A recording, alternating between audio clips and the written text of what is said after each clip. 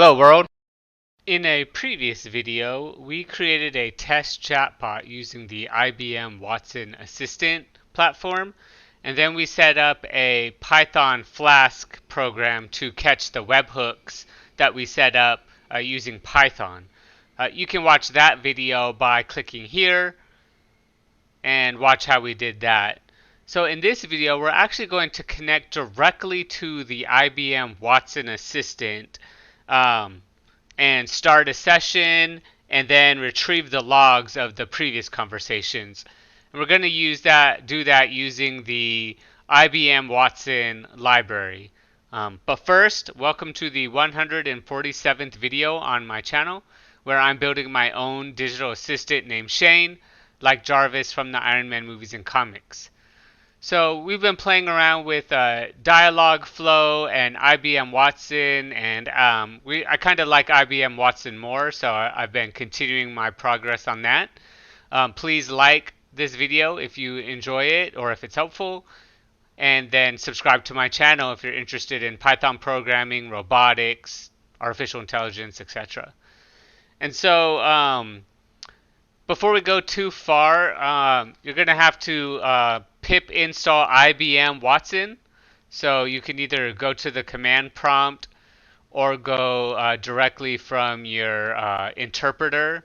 So it's IBM, I believe it's underscore, nope, dash Watson. There you go. And it's this top one right here. And then you can install that package. So the IBM Watson gives you the information in a JSON format. It's its own class that you have to then convert it from a JSON. So we're going to import JSON. Then from the IBM Watson library, so this time it's an underscore, we're going to import capital A Assistant version 2. There's a version 1 out there, but we're going to use version 2 since it's the more updated one. And then from IBM Cloud SDK core.authenticators, which comes with this Watson library, we're going to import the IAM authenticator. I imported PrettyPrint, and I'll show you why in a little bit. And then this confuses a lot of my viewers, but I have a keys file since I have a YouTube channel. I store all of my API keys there, so don't import this. But from keys, I imported the IBM Watson API and the Watson ID. So how do you get those? So you're going to go to your instances of Watson Assistant. This is my test bot that I created. And then you're going to see these 3 vertical dots. You're going to click on that. You're going to reduce your webcam if you have your webcam open for some reason. You're going to go to settings, and it's going to pop up this right here, this API details. Now this doesn't have any useful information, so I'm not worried about this being on here. But you're going to notice this API key, right? And so that's what this is here. I stored the API key in a variable called IBM Watson API, but you can just copy and paste that and copy it directly into the field right here. So, but I'm not going to do that. I'm going to pass it the variable. And then the next one you'll need is this ID, right? This assistant ID. So you can just press this copy to clipboard here. And then you can pass that when you need it later on. I stored it in a variable. So in this keys file, I have IBM Watson equals, and then I just copy and pasted that. But this, I'm going to show you a real chatbot that is being used versus the test bot. So that's how you get that. And then if you're looking at the documentation for IBM Watson, you'll see a different URL. Don't use the one in the documentation. Use this one right here. Just this part right here. So just copy that and then paste it, and I'll show you where to paste it in a second. So that's what this is. Again, I get a lot of comments saying, hey, how do I import this keys file? That's my own personal file that I store all my API keys in. So then we're going to authenticate first. So first you're going to say authenticator equals capital IAM authenticator. And then you're going to pass it this API, right? We just talked about that. That right here, API key.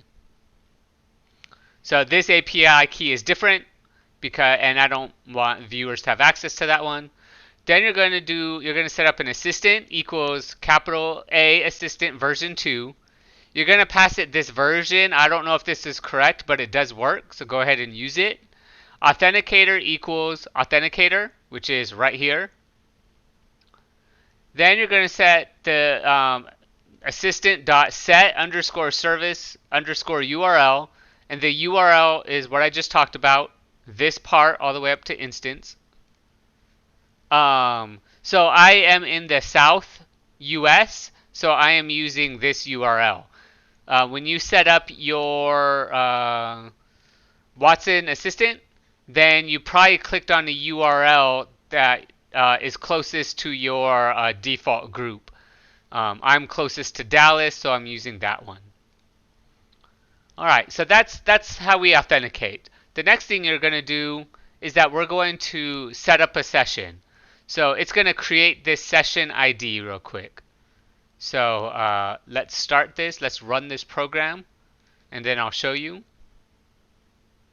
There we go. This is what's called a session ID, right? This is the same thing as what I'm doing by clicking here, and then pressing preview. Oh, I'm sorry. Clicking here, and then try it. Every time you click try it, you create a session ID. So we just created a session ID with Python. So it looks like we're actually connected to our IBM Watson. So how did we do that? So first you're going to create a session. So session equals assistant, which is what we set up here, dot create underscore session. And then you're going to pass it your ID, right? That's what we set up here. And that is what we got from here.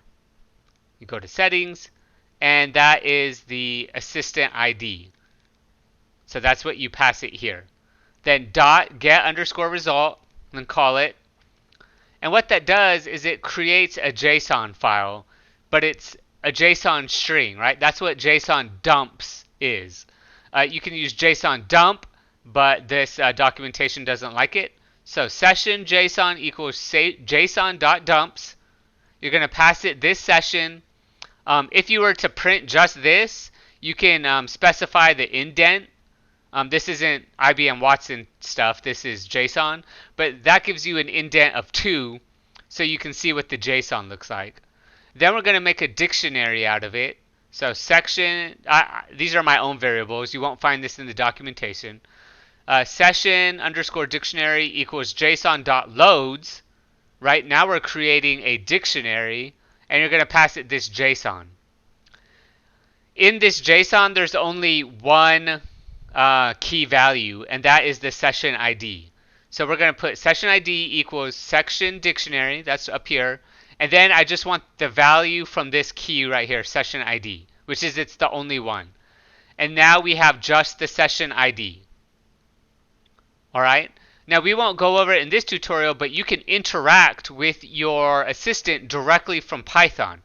It's not very effective. I don't see how it saves time, but one of the variables you need is the session ID. All right. So that's how you get the session ID. So now I'm going to copy and paste this. And now what we're going to do is we're going to delete this session, right? So we didn't conversate with the Watson. I just want to delete the session. So what you do is assistant.delete underscore session. You're going to pass it the IBM Watson ID, and then the session ID that you just started. Yep, that's it. Then dot get result, print session deleted. So let's try that out. Boom, the session is deleted. So go ahead and look at the documentation for IBM Watson on all the cool things you can do, like sending messages. I didn't find it very useful, so I'm going to skip over that. And the next thing we're going to do is we're going to set up a we're going to download a bunch of logs. And so IBM Watson stores all the logs from the last 30 days. So what we're going to do is we're going to, all right, I have a rogue. There we go. So what we're going to do is do logs equals assistant dot list underscore logs, right? Assistant is what we have up here. That's what we set up here. Assistant dot list underscore logs. You're going to pass it your ID dot get result.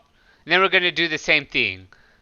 This logs JSON is a JSON string right here. We're going to pass it the logs indent 2 if you just in case you wanted to use the JSON string. Then we're going to make a dictionary out of it. So JSON.loads. Then you're going to pass it this JSON string file. And now you have a dictionary. So now we can, you have a nested dictionary and you can parse through it however you want. So we're going to use pretty print so we can see how it looks. So this is just standard pretty print documentation. So pp equals pprint dot pretty printer. I like an indent of 4. It's just personal choice. pp.pprint. Then you're going to pass it this dictionary, right? That's what we want to see. So let's check that out.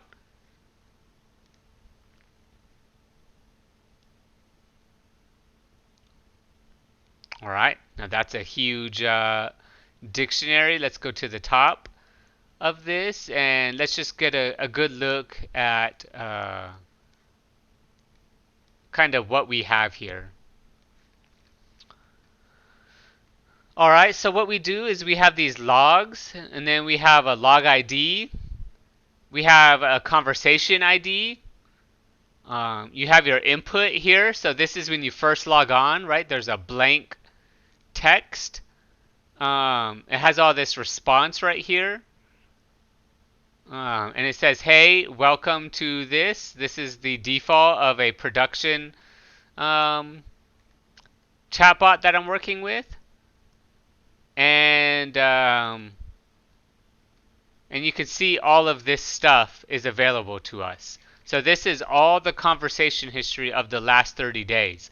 And you can extract that information and do data analysis or improvements or whatever you want on that. So how do you do that? So you can, so you do all that. Now let's comment out the pretty print.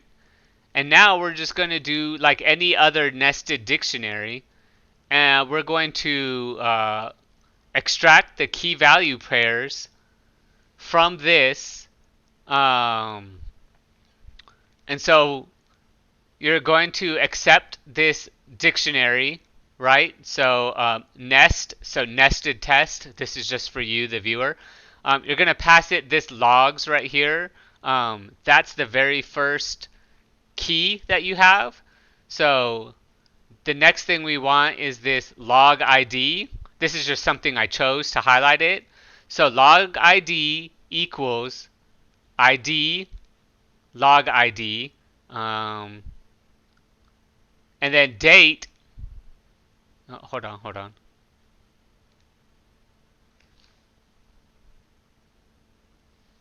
Oh. Sorry about that. That's this is from an old code. So let's highlight that. Let's do that. And then now let's just print the keys. So this is all the keys. So this is every single log for the last 30 days, right? So this is the last log ID for every single conversation we've had with this production chatbot. And so this is all the information, right? That's a lot of information. So what if I just wanted this log ID and the date we had this conversation? Well, instead of for key in nest test, right? And all we're doing is printing out every key that is in the logs file. Let's go for ID. So that's just a variable. You can call this whatever you want. Um, most people most people use for log in nest test, something that for each entry in this nested dictionary you want information. So what we're going to do is I just want the log ID and the date. So let's comment that.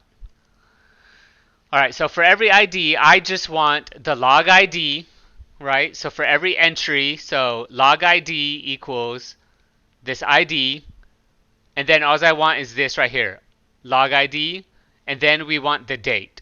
So, and then in the date, this is a huge thing. So let's go see if we can do the response timestamp. So this is the response timestamp, right? So that's what I want to extract. So same thing, date equals ID, but we just want this response timestamp key. And then I just want the first 10 values of it. So that's what this is, right? The zero index through the 10th one. So 0, 1, 2, 3, 4, 5, 6, 7, 8, 9, 10.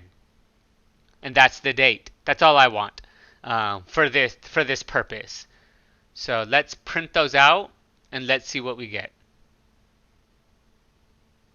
All right, so now we just have every log ID and then the date.